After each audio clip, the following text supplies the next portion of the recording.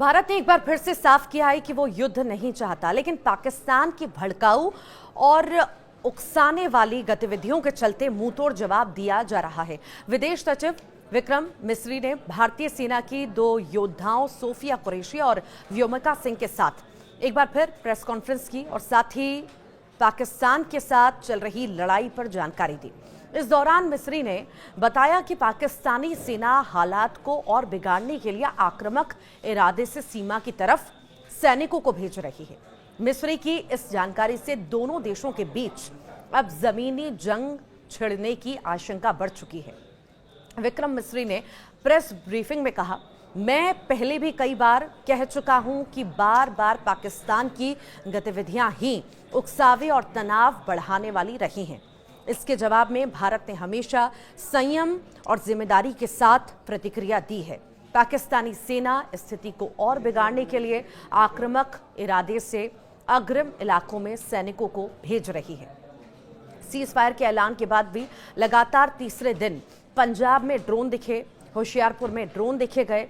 हालांकि आर्मी की टीम ने इन्हें हवा में ही मार गिराया।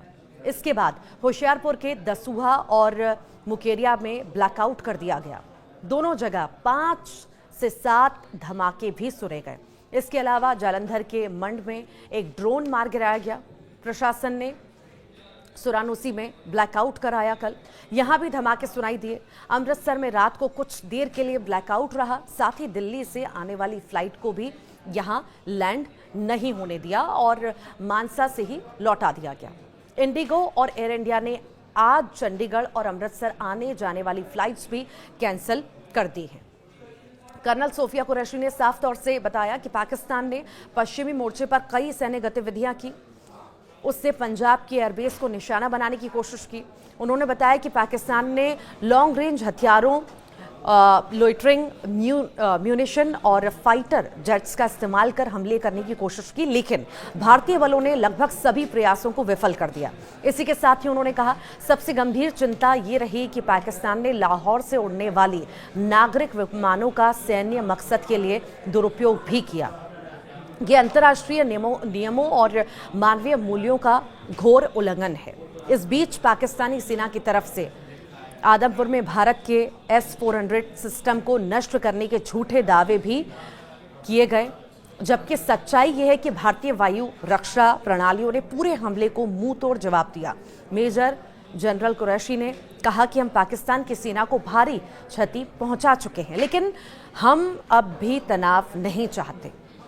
भारतीय सशस्त्र बलों ने बार बार दोहराया है कि वे तनाव नहीं चाहते, लेकिन राष्ट्रीय सुरक्षा और नागरिकों की रक्षा के लिए हर आवश्यक कदम उठाया जाएगा।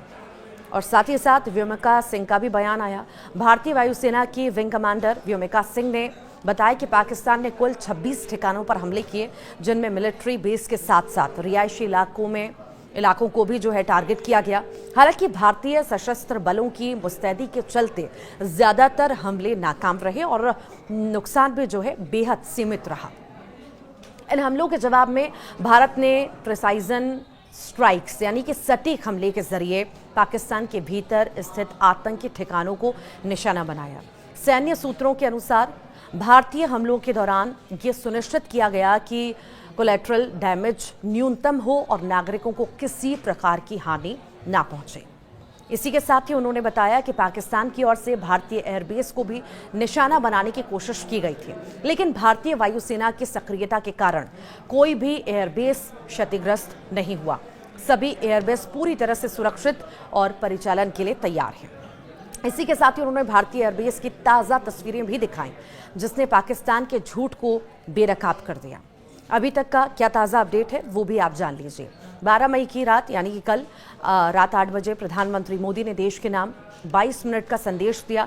इसी दौरान उन्होंने 1400 शब्द बोले, जिनमें ऑपरेशन सिंदूर, पहलगाम आतंकी हमला, पाकिस्तान और आतंकवाद, परमाणु हथियार, सेना पीओके, सीज फायर के हालात, स्वदेशी हथियार, सिंधु जल समझौता, पाकिस्तान से बातचीत, आतंक पर भारत की नीति और नए दौर की जंग जैसे 12 अहम मुद्दों पर भारत का रुख साफ कर दिया।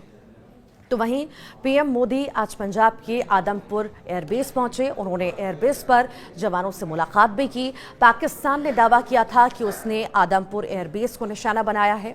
दूसरी ओर जम्मू कश्मीर के शोपियां में मंगलवार को एनकाउंटर में लश्कर के 3 आतंकवादी मारे गए हैं। एनकाउंटर भी अब भी जो है जारी है। जम्मू कश्मीर, पंजाब और राजस्थान में सोमवार रात ड्रोन दिखे थे। कुछ देर बाद सेना ने कहा कि दुश्मन के किसी ड्रोन को सूचना नहीं है। आज सभी स्थानों पर स्थिति सामान्य है।